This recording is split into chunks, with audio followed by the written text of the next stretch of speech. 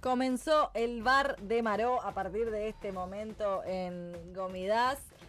Muchas especulaciones sobre lo que va a pasar hoy en este bar. Es una propuesta distinta a lo que venimos acostumbradas, pero siempre con la vara muy arriba. Maró, bienvenida. Bueno, muchísimas gracias. Gracias nuevamente por recibirme. Y sí, como dijiste, Romy, hoy vamos a cambiar un poco la pisada. Veníamos hablando mucho de la selección de Armenia, de fútbol. Y hoy nos vamos a cambiar un poquito la temática, por así decirlo, y vamos a hablar de educación, deporte y juego. Un tema que a mí me interesa, me preocupa y me ocupa, por decirlo de alguna manera. Bien. Pero me parece que a vos también. Me gusta. Educación, juego y deporte. ¿Dónde se vinculan? En muchos aspectos se vinculan, que lo vamos a ir hablando hoy. No vas a estar sola hoy. No voy a estar sola, tenemos una entrevista de primera. Opa. Que nos va a estar hablando, no lo voy a adelantar, bueno. De todo lo que es el deporte, la importancia del juego. Del juego. Sí, porque en deporte va a hablar otra persona que la conocemos, así que Nosotras no dijimos quiénes eran, ¿no? No adelantamos ninguno de los dos me parece que participantes. prefiero no adelantarlo. Muy bien, bueno, muy bien. Pero antes de comenzar con el espacio, me gustaría hacer una pregunta a ustedes. La misma pregunta para Alejandro también y para Laza, que no sé si tienen habilitados los micrófonos. ¿Sí? Sí. Bien, la pregunta es muy sencilla. ¿Esto estaba arreglado? No. Bueno. No, Chan, chan, a ver qué tampoco será. ninguno lo sabe. ¿A qué jugaban ustedes cuando eran niños? Ok. Ale es de otra generación, un poquito más grande que nosotros, pero nosotros cuatro somos con medio de la misma generación. No, pero no, es una pregunta. A mí se me vino ya. A mí también se me vino, y lo bueno es que comparando con las nuevas generaciones de ahora, seguro no tiene nada que ver con la tecnología. Sí. Qué bueno. Ah, no, ni pensé en la tecnología. Ni pensé en la tecnología. Bien, empiezo por Laza. Dale, con el más No, chiquito no del grupo. pensaste, eso es una pregunta No muy pensó, sencilla. no, está tratando de conectar su audio, me parece. Bien, no te pregunté nada de eso. Podemos ser al revés, de arriba para abajo. Dale. Bien, Con entonces todo se respeto. regata. Ale, ¿te animás a responder la pregunta? Sí, no sé bien por dónde pasa la cosa. Si, por ejemplo, yo recuerdo de andar mucho en bicicleta cuando era niño, pero no sé si apuntaba ahí. Más chico todavía puedo decir que jugaba con los soldaditos, yo qué sé. ¿no? Con los soldaditos. Sí. ¿Y qué eran los soldaditos? Era tipo... Y los soldaditos eran un muñequito de plástico y bueno, y uno recreaba guerras, historias y cosas. Bien, perfecto. Sigamos por orden. Sí, eso sé. Vamos. Claro. Bueno, yo, mira, me quiero remontar a la época del colegio Narcesián.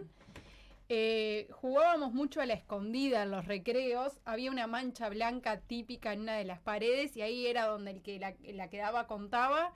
Y todos nos escondíamos en la parte del fondo donde hay un árbol bien significativo, el ombú. Ahí nos escondíamos, que nos hemos comido cada puteada porque Yo sé. no podíamos escondernos ahí, pero nos escondíamos ahí. Era muy típico jugar a la escondida. Bien. Buen juego. Yo me fui a los recreos de la escuela también. Y primero Rayuela. Era muy jugadora de Rayuela. Y algo que se jugaba mucho y que se sigue jugando en las escuelas es a la mancha. Pero si bien lo tengo, digo, me recontra vino el recuerdo de la mancha, yo jugaba, pero no me gustaba mucho. Jugaba por ir con la corriente, porque era mala jugando, entonces no lo disfrutaba tanto. Bien, qué interesante. La Rayuela sí, la disfrutaba y andaba bien. Bien, Laza, ¿estás habilitado para hablar? Sí, hola, ¿me escuchan? Sí, te escuchamos. Sí, yo también, como Sosé, me remonto al Narcesián y creo que a lo que más jugábamos era la escondida, y el que más recuerdo que disfrutaba era el manchado. Porque era bastante competitivo también, y creo que el que más me gustaba era el manchado, sí. Bien. ¿Y vos, Maró? excelente. Bueno, yo voy a decir uno que era típico de nuestra generación. Lo jugábamos en el Club Bramián. Y cuando digo que era típico de nuestra generación, ya sé. era porque lo jugábamos nosotros. Creo que Lázaro también entraba ahí. El cocodrilo. Sí, pero ese es un invento nuestro, ¿no? Es un invento nuestro. Se puede explicar. Dale, ¿querés explicarlo? Bueno. Sí, es un bar esto, es Dale. bien abierto, queremos diálogo. Aquellos que conocen el club, en la entrada del Club Bramián, cuando uno ingresa, podríamos decir que hay dos pequeñas montañitas, rampitas, digamos, que hacen ahí el sendero para entrar, y el cocodrilo es el que la queda, está en el piso, En la entrada, digamos. En el sendero. Claro, en lo que sería el sendero. Y los demás tenemos que ir corriendo desde una montañita hasta la otra, subir, Bien. bajar, cada porrazo ahí, Sí. Sin que te atrapen. Sí, Qué sí. adrenalina. sin que te atrape el cocodrilo. Ahí va. Y había una regla que era el chicle, ¿te acordás? No se podía hacer chicle. No se podía hacer chicle. Ah, Bueno, tenés razón. las características de estos juegos que fuimos nombrando, muchos fueron juegos tradicionales, porque pasan de generación en generación. Maro, perdón, acá nos Este- comentan al manchado, la payana y el Bien. elástico. Y después me llega otro mensaje a mí, eso fue Elisa en YouTube. Bien. Yo quiero decir que, ¿ustedes jugaron a la payana y al elástico? No, al Al elástico elástico sí. intenté una vez y no me salía mucho la coordinación. Era bueno Sí, el elástico. Sí, sí. Pero la payana no. Y yo a la nunca. payana jugaba, que en realidad ya sé que es de otra época, pero lo aprendí, no sé si me lo enseñó mi madre o qué, y rejugábamos en el patio de la escuela también. Sí. Se Sí, hizo sí. popular. Y después Bartán Santurián, a la escondida, era una fija cuando nos suspendían el fútbol en el colegio narcesiano. Claro, y andás a ver si esas generaciones se escondían en el ombú. Porque en realidad. La nuestra seguro. No, y es que en realidad ahora también los chiquilines juegan a la Yo creo que escuela ahora también. y se esconden ahí en el ombú o en las escaleras. Y le siguen diciendo que no se puede jugar Y ahí. siguen diciendo lo mismo, Claro. y obviamente. Seguramente. Claro, pero está bueno, porque es algo, digo, generacional que decís, yo también lo hacía cuando era Qué chica y salado. hoy en día me toca a mí decirles a los chiquilines, salgan de ahí. Claro. O sea, está. Pero bueno, estos juegos que fuimos nombrando tienen ciertas características. Por ejemplo, el cocodrilo, que lo mencionábamos, es un juego de persecución. O sea, hay alguien que corre y hay alguien que lo tiene que manchar, que lo sigue para mancharlo. Y a la vez es un juego reglado, porque tienen ciertas reglas que uno tiene que respetar. Por ejemplo, la del chicle. No podías bajar y volver a subir, sino Al que mismo tenías lado, que sí. bajar por esa montanita y pasar para el otro lado. Era como un Martín Pescador, Sí. ahora que lo estoy pensando. Sí, es que es una otra forma de hacer algo que ya existe. Bien. Quizás y- se lo podemos preguntar después a la invitada, pero vos decís Sí. que era un juego reglado y yo considero que todos los juegos tienen sus reglas, Bueno, puede ser, sí. hasta los que creemos que no. Bien, puede ser. Y en realidad un poco se trata de esto, el espacio del día de hoy. Por ejemplo, la escondida también es un juego reglado, pero es un juego de ocultamiento, porque hay personas que se esconden y hay alguien que lo tiene que buscar. Entonces se dice que es un juego de ocultamiento. Los soldados, como decía Ale, que tenía ciertos soldados, y creo que él dijo como que hacía que jugaba de que había guerra.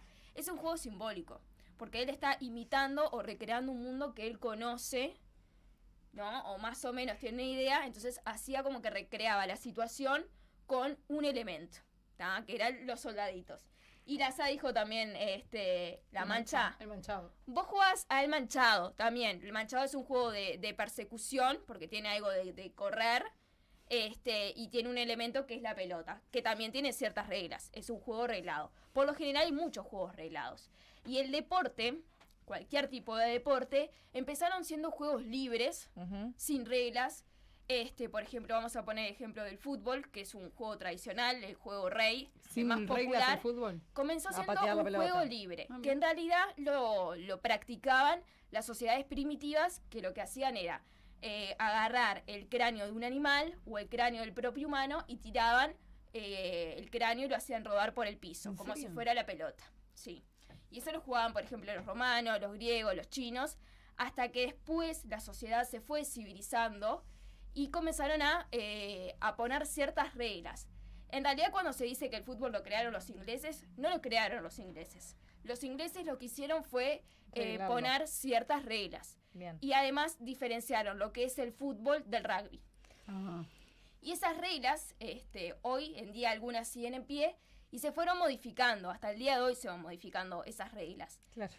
Por ejemplo, un elemento que se agregó es el VAR. De Maro.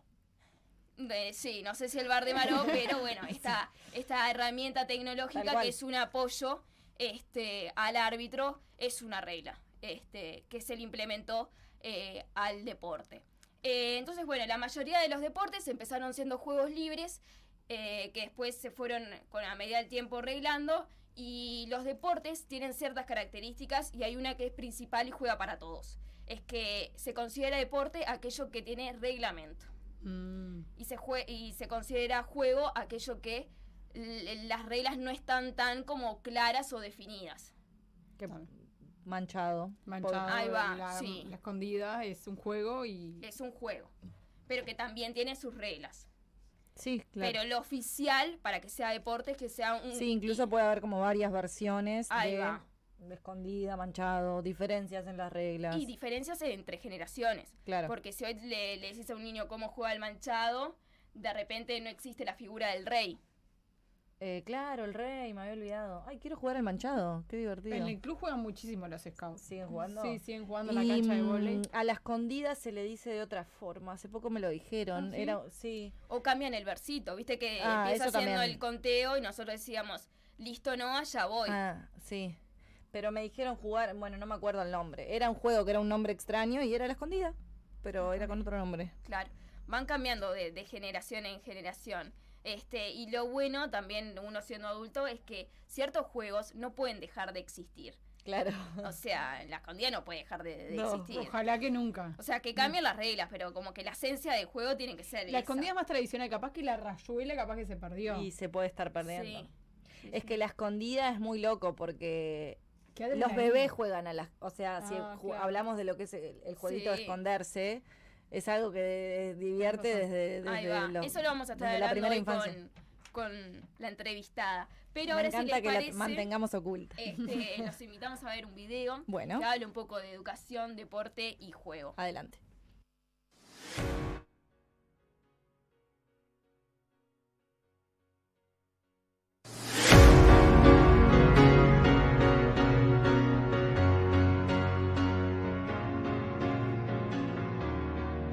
Las nuevas generaciones se enfrentan a grandes cambios culturales, sociales, económicos, políticos e intelectuales que llevan a una disminución dramática del movimiento. La educación en base al juego, al deporte y la recreación promueve una justa distribución de experiencias que permiten que desde temprana edad los niños y niñas construyan y desarrollen la corporeidad y motricidad, fortalezcan el control físico y mental, exploren el espacio y las dimensiones del mismo, conozcan sus fortalezas y habilidades, desarrollen su personalidad, se integren a la sociedad, respeten formas de reglas que devienen en normas de convivencia. Y la importancia de la práctica de deporte en esa edad sobre todo es el poder inculcar desde chiquito una amplia base de habilidades, tanto motrices básicas como específicas de ese deporte, para generar en un futuro un beneficio tanto personal en su vida diaria como en el deporte en sí, absorber lo más posible en esa edad. Al mismo tiempo, mediante el juego y la práctica de deporte, los niños aprenden valores como el respeto, la solidaridad y el trabajo cooperativo. Se relacionan con sus pares y forman lazos de amistad. Desarrollan estrategias metacognitivas, aprenden a resolver conflictos y toman decisiones en base a las herramientas adquiridas. Y en los valores se aprende tanto el compañerismo como la importancia del juego y que no siempre lo importante es ganar. También la competitividad sana, el pensar en el otro, y que a muchos niños les pasa que se frustran porque no les sale una jugada o porque no pueden hacer algo como ellos específicamente quieren. Y nada, ahí lo importante es demostrar que al ser un deporte lo importante es practicarlo y que poco a poco se va a ir mejorando, y que en base a eso es que vienen los resultados. O sea, uno no puede esperar que sí o sí les salga innato algo, sino como practicar y esforzarse para que eso pase. Por eso es muy importante la constancia y tener un grupo que vaya siempre y esté siempre en todas las prácticas y en todos los momentos para aprender todos juntos y crecer no solo individualmente, sino como un equipo también. Los centros educativos, los clubes deportivos y otras instituciones son espacios privilegiados que brindan la oportunidad de seguir realizando actividades de este tipo. Y en el club siempre tratamos de empezar con algún juego de iniciación, luego de eso también mediante algún otro juego o mediante situaciones facilitadas del deporte, es decir, no meter una situación complicada, sino facilitarles a lograr diferentes aspectos técnicos mediante ese juego o esa actividad. Sobre todo en la edad de la infancia, los más chicos, es más importante eso, porque al hacer muchas cosas técnicas para ellos, además de un poco frustrante, puede ser no tan divertido o no tan que les fomente tantas ganas de hacerlo, Entonces, por eso mediante el juego se logran aspectos técnicos y tácticos básicos dentro del deporte. Básicamente por ahí siempre se hace algo de eso y después la idea es terminar con algún partido y también finalizar con una tanda de tiros libres, penales, depende del día, vamos alternando para que vayan teniendo diferentes tipos de experiencias. Es necesario que las personas adultas reconozcan el valor del juego y del deporte. Los niños y niñas aprenden jugando y juegan para aprender.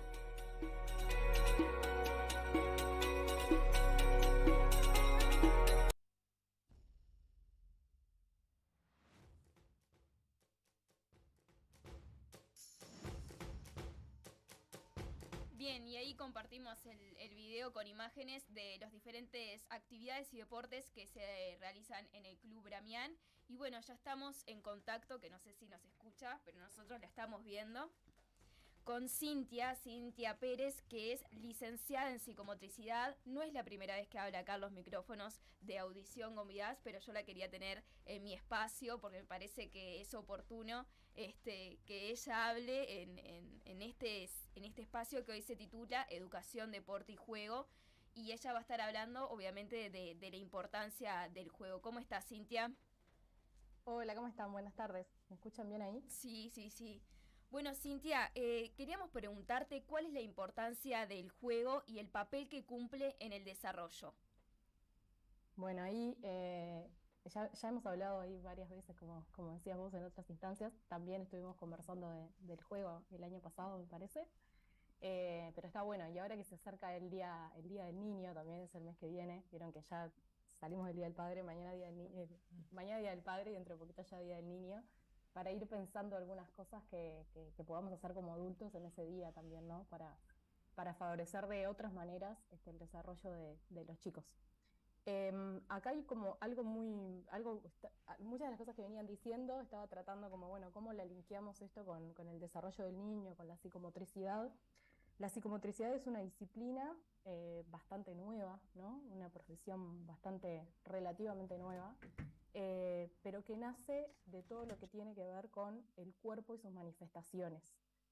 No el cuerpo solamente como lo orgánico, lo tangible, ¿no? El cuerpo físico, lo que se ve, como lo visible, la materia, sino como algo que se construye, ¿no? El cuerpo no solamente como, bueno, esa persona que viene caminando ahí, la veo, y sus partes ejecutando una acción, sino cómo se construye cada cosa que este cuerpo manifiesta, ¿no? Los gestos, es la manera de ser y estar en el mundo, de todos. Pero por eso tiene un valor tan especial la psicomotricidad en la infancia, porque es una herramienta de trabajo, de intervención, ya sea para la promoción del desarrollo infantil o ya sea para intervenir en situaciones donde hay ciertas manifestaciones que llaman la atención en el desarrollo, para prevenir trastornos o para también intervenir terapéuticamente. Así que hay como diferentes áreas. El juego en la psicomotricidad es la herramienta más importante de trabajo del psicomotricista. Eso para el psicomotricista, ¿no? Ya sea a nivel de promoción, como les decía hoy, de promoción de la salud, que se hace, bueno, la estimulación oportuna, muchos las conocerán o la habrán escuchado. Con el surgimiento de los CAIF, del plan CAIF, la psicomotricidad tuvo una inserción muy importante a nivel territorial y a nivel de las familias, y se ha trabajado mucho con primera infancia, con bebés, en todo lo que es estimulación, se le llama estimulación oportuna. Al principio se llamaba estimulación temprana, después se llamó experiencias oportunas, como esto de acompañar el desarrollo del niño, no intentando poner por delante lo que el adulto espera que haga, ¿no? O no estar como tironeando de conductas que queremos que aparezcan y que no aparecen, que a veces parecía eso la estimulación temprana, digamos, ¿no? Parecía que estábamos como tempranamente queriendo hacer que el niño hiciera cosas que de repente no era el momento que las tenía que hacer. Y la estimulación oportuna va más enfocado a cómo los adultos podemos acompañar el desarrollo del niño, pero respetando su propio ritmo madurativo, digamos, ¿no? Pero también sirve mucho para detectar cosas.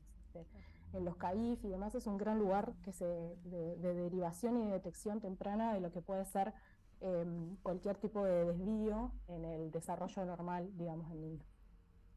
También, eso ahí obviamente todo se hace a través del juego, se trabaja con madres y padres para ayudarlos a cómo trabajar desde el juego con sus niños, o sea, a cómo acompañar el juego, cómo disfrutar del juego. Después hay otros tipos de intervención en la psicomotricidad que son en la educación, que se trabaja en escuelas, en jardines, y ahí está como después, si quieren, entramos en esa parte, que es un poco más esto que ustedes hablaban de determinados rituales o determinadas reglas que estructuran esa intervención. Y en la clínica psicomotriz se utiliza el juego, como les decía hoy, como herramienta privilegiada de trabajo con el niño. Se utiliza para evaluar su desarrollo y se utiliza para intervenir en el proceso terapéutico. Básicamente todo lo que se hace es a través del juego. Esa es como la importancia, digamos, como de la profesión. Pero para el niño el juego es casi todo.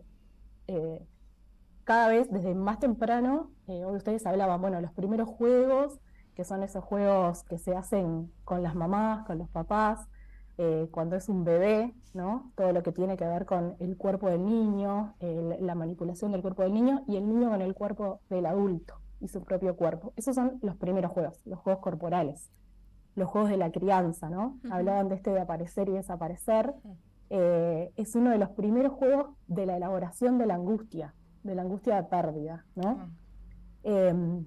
Ahora ahí decía Romy recién, bueno, los niños se tapan, ¿no? Dice, acá está, acá no está. Ese es un juego que se extiende mucho tiempo y que tiene un primer valor, que es dominar la realidad externa, ¿no?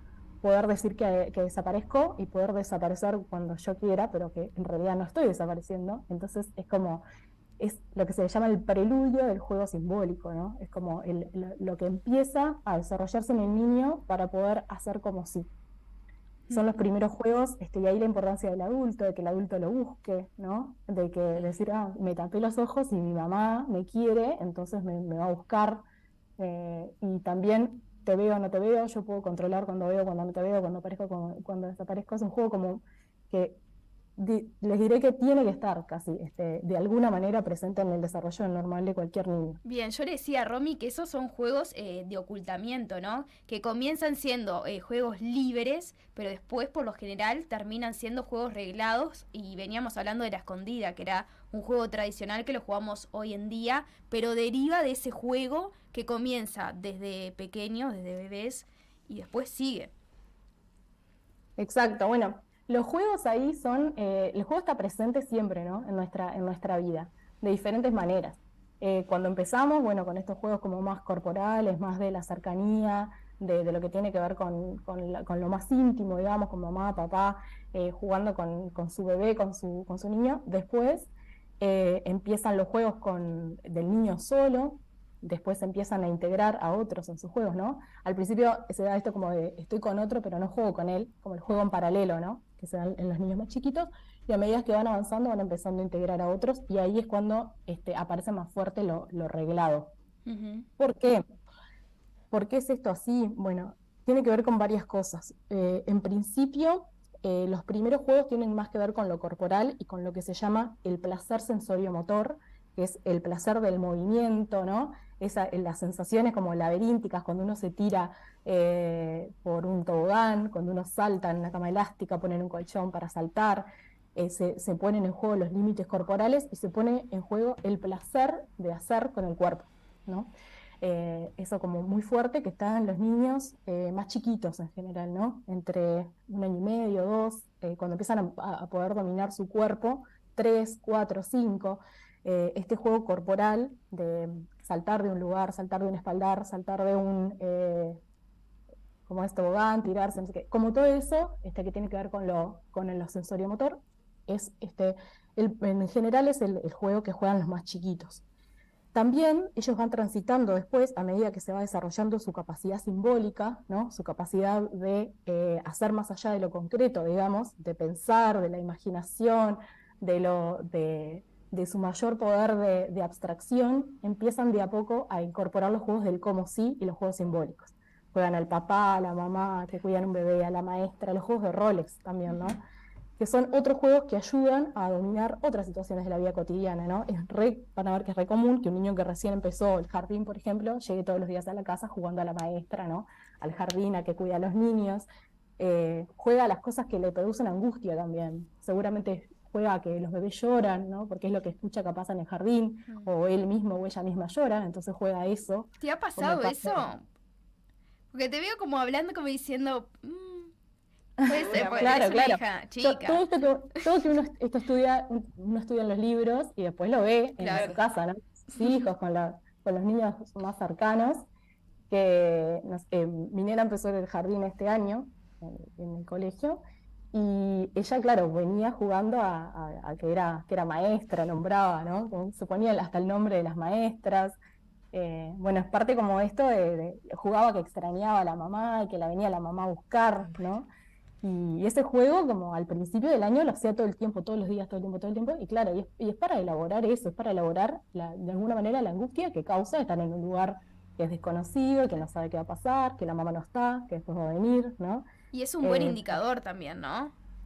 Exacto, es un indicador de desarrollo. salud que los niños jueguen en eso para dominar internamente y psíquicamente esa situación. Es la forma que ellos tienen a través del juego. Y bueno, después, pero ese juego es un juego de mucha exposición. O sea, cuando un niño está jugando a que es su mamá, papá, doctor, y por eso también se usa en la clínica, es un juego que expone enormemente el cuerpo y expone enormemente el mundo interno de la persona. Por algo nosotros, los adultos, no jugamos a eso. Es muy difícil que un adulto se ponga a jugar a la mamá, al papá, ¿no? Sí se hace eso, lo más parecido es en el teatro, ¿no? Cuando uno lo actúa, pero lo está actuando, no lo está poniendo de su mundo interior. Obviamente eso igual está de manifiesto y se pone de alguna manera, pero uno no anda por la vida frente a los amigos jugando a la mamá, ¿no? Y es porque somos conscientes de alguna manera de que eso nos expone. Y bueno, obviamente, somos adultos, no lo disfrutamos, no disfrutamos ese nivel de exposición. Entonces, en general, lo que hacemos es acompañar al niño en esos juegos, ¿no? De hecho, Cintia toma un poco la referencia del teatro porque viene muy al caso y me parece que algo que sucede cuando uno se dedica a estudiar actuación de grande es que en cierta parte eso que tenías tan construido de niña, que era tan natural para todos como lo es para los niños y lo fue para todos nosotros en un momento, se tiene que volver a aprender y ya no efectúa con la naturalidad que se hacía de niño, sino que es aprender algo que en realidad antes lo hacíamos naturalmente y lo perdimos por total, porque nos fuimos llenando de un montón de juicios que nos sacaron esa libertad de juego, de exponernos, vos lo dijiste. Exacto, sí. Bueno, ahí después uno va eligiendo, porque hay personas que le encanta el teatro, que lo hacen muy bien, que lo disfrutan, y hay personas que sufren, sí, claro, que a veces están en una instancia de un asado y tienen que hacer una representación de un diálogo con mímica y ya se quieren meter abajo de la mesa porque no la pasan bien. Pero tiene que ver con esto de cómo nos expone el juego, o sea, cómo el simbolizar una situación, ¿no? Y llevarla a una acción. Bueno, un montón de cosas de nosotros ahí arriba de la mesa que el otro ve, que obviamente los adultos tenemos pudor, vamos desarrollando ese pudor y no queremos que aparezca. Por eso en los niños también pasa, a la medida que se van acercando a los 10, cada vez empieza antes además la adolescencia, entonces a la medida que se van acercando a la preadolescencia, ya no quieren jugar a ese juego donde se exponen. Entonces ahí aparece el juego reglado, ¿no? Claro. Y ahí decían, bueno, en los deportes, muchos deportes, ¿no? El manchado, no sé qué, es un juego reglado, el fútbol, jugar a las cartas, jugar al dominó, todos los juegos que se juegan en juegos de mesa, ¿no? Todo ese tipo de juegos que los adultos jugamos, mismo el diálogo con mímica, como les decía ahora, son juegos reglados, y las reglas esas nos protegen de una forma cuando somos niños, porque es bueno, se puede jugar al manchado, pero no le puedes tirar por la cabeza fuertísimo con la pelota a un amigo, ¿no? Claro. En el fútbol no podés, es una falta, trancar a alguien, hacerlo caer, pues puedes lastimar. Nos protegen desde ese punto de vista, pero también nos protegen en nuestra exposición, porque saber que en el diálogo con mímica vos tenés que hacer la película, ¿no? Que te salió, un libro, lo que sea, para que el otro adivine, esa regla te está protegiendo de que lo que vos estás poniendo en esa actuación no es de tu mundo interno, sino que es de parte del juego. Entonces, en el juego hay muchas cosas importantes. Es importante el respeto, es importante algún tipo de regla, sea el juego que sea, ¿no? por más que sea un juego libre, un juego simbólico, un juego sensorio-motor, en un niño chico hay reglas de cuidarse a sí mismo, de cuidar su cuerpo y cuidar el cuerpo de los demás. Y respetar las producciones de los demás. No reírse de lo que el otro hace, no reírse de lo que el otro, no burlarse, por ejemplo, de lo que el otro actúa. Si estamos haciendo una construcción en una sala de psicomotricidad, no romper esa construcción. Entonces, en los juegos es muy importante también el acompañamiento, el límite, el cuidarse uno y el cuidar al otro, para justamente poder experimentar lo mayor del juego, que es el placer de jugar. Bien, y justo hablabas un poco de psicomotricidad y eso de respetar las construcciones. ¿Cuáles son los rituales que se deben de respetar en una sala de psicomotricidad? Y quería preguntarte también acerca del juego de los niños hoy por hoy. Justo comentabas que tu niña tenía muy presente lo que es el juego simbólico, que ella jugaba a ser maestra, y escuchaba a los bebés llorando y lo traía un poco del jardín hacia el hogar. ¿Y a qué juegan en este mundo tan tecnológico, donde los niños tienen mucho acceso a diferentes herramientas, ya sea el celular, la tablet?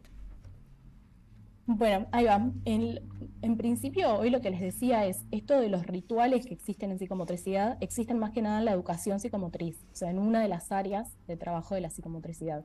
No hay un ritual tan así armado en la clínica. En la clínica hay como otros tipos de procesos, cuando se trabaja a nivel terapéutico, se interviene con niños, niñas, adolescentes, pero en la educación psicomotriz, que es lo que se hace en las escuelas, los jardines, hay sí lo que se llama determinados rituales que la persona que los pensó, ¿no? Fue el que trabajó más en la educación psicomotriz, es Bernard Couturier, y él como que plantea un esquema de trabajo en la sala de psicomotricidad que acompaña el itinerario madurativo del niño.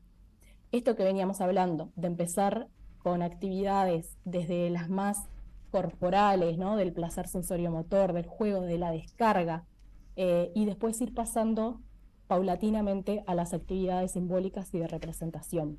Entonces, en general, en la sala de psicomotricidad se trabaja con un ritual de entrada, donde el psicomotricista o la psicomotricista se sienta en una ronda con los niños sentados, con una forma especial de armar la sala, donde el niño tiene a la vista todo lo que hay en esa sala, y en ese ritual solo la está mirando, no la está interviniendo, está sentado por fuera, digamos, del circuito de la sala.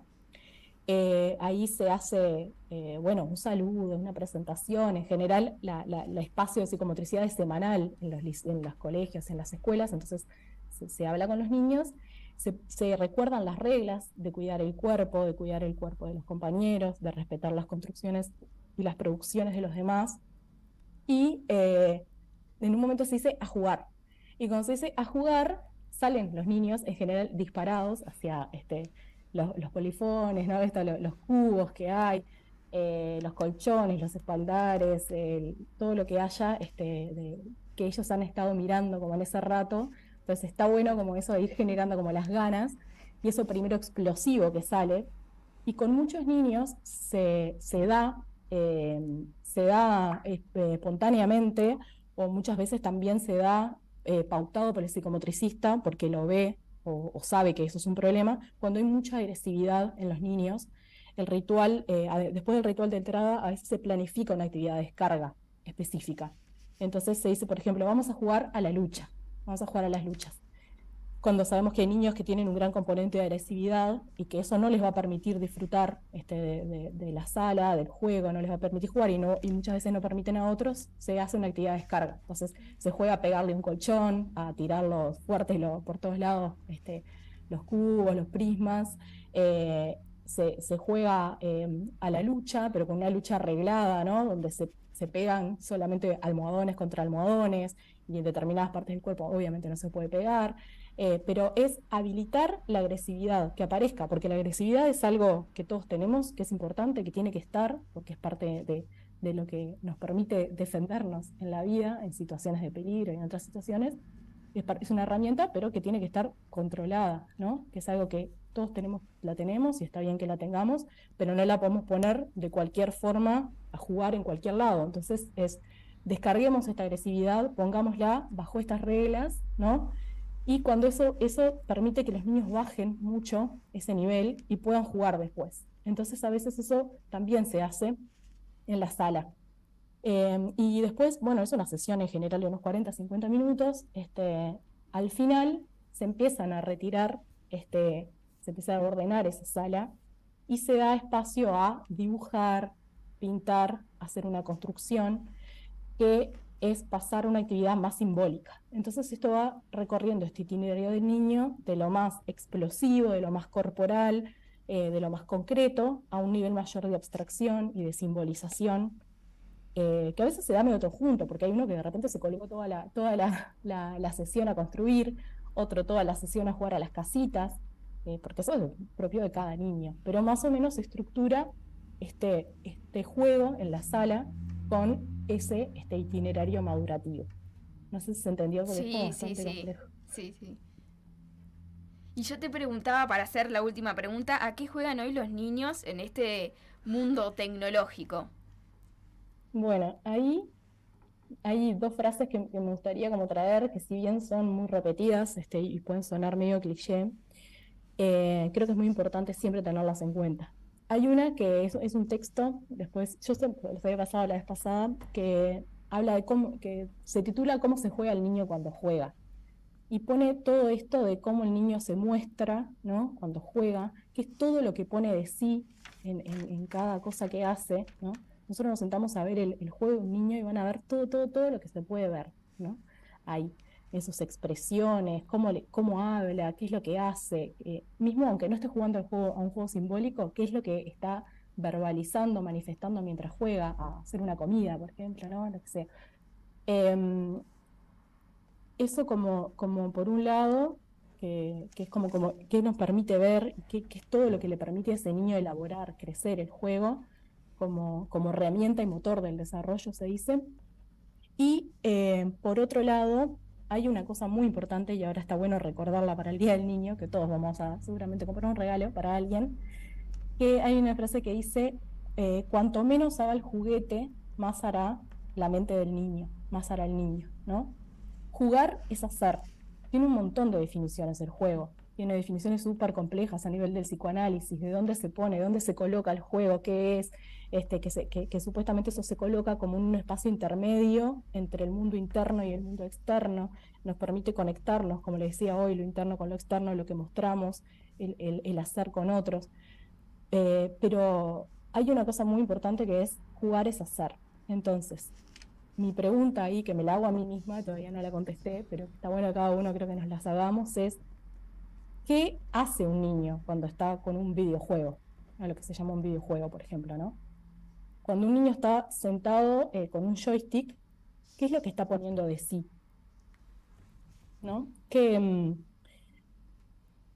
Desde la psicomotricidad, la diferencia entre la psicomotricidad y la educación física, por ejemplo, podríamos decir una principal, es que la educación física trabaja en entrenar una destreza, como decían los compañeros hoy, ¿no? Adquirir mayores habilidades en algo. La psicomotricidad no, es una herramienta terapéutica y que lo que hace es, bueno, cómo ayuda a nuestra forma de ser y estar corporalmente en el mundo y el desarrollo. Eso es como una diferencia. Pero en todas ellas hay algo que es el hacer. El niño está poniendo su cuerpo en juego, ¿no? De alguna forma, de la manera que puede.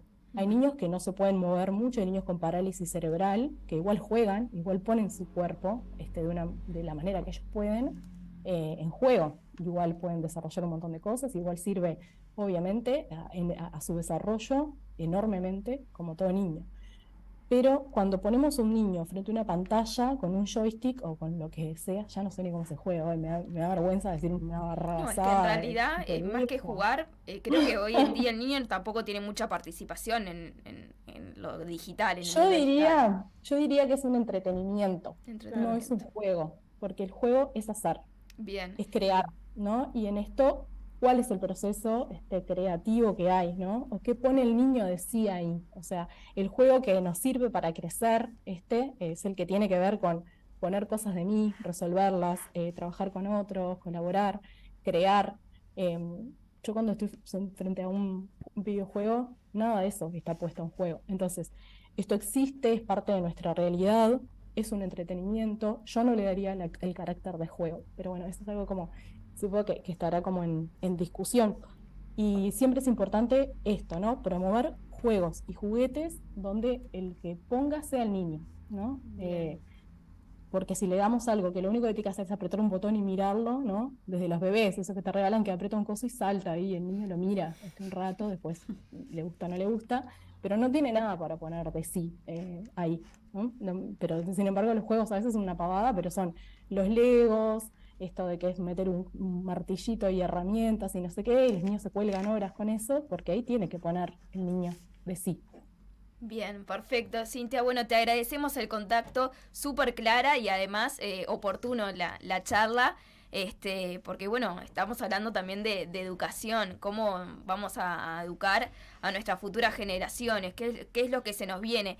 Y en base a tu pregunta, ¿a qué juegan los niños hoy? En realidad, no, como vos dijiste, que en realidad cuando uno pregunta a qué juega el niño, muchas veces te responde cosas que nosotros no sabemos porque tiene que ver con un videojuego. Sí. Que nosotros no estamos en ese mundo. Totalmente. Entonces, por eso también cuando hablamos a qué juega un niño hoy, no sé si juega a la escondida como jugábamos antes y eso.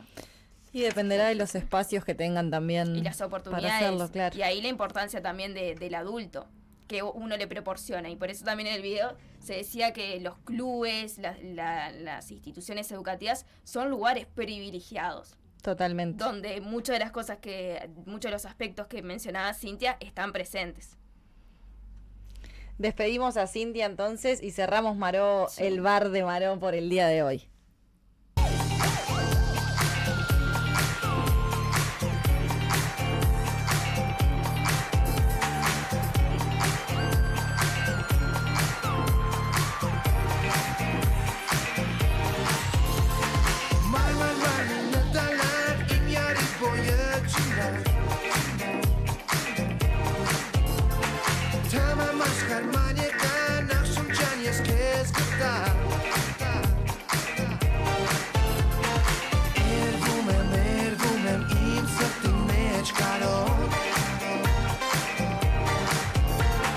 Hervumem, yerpem galuk es mo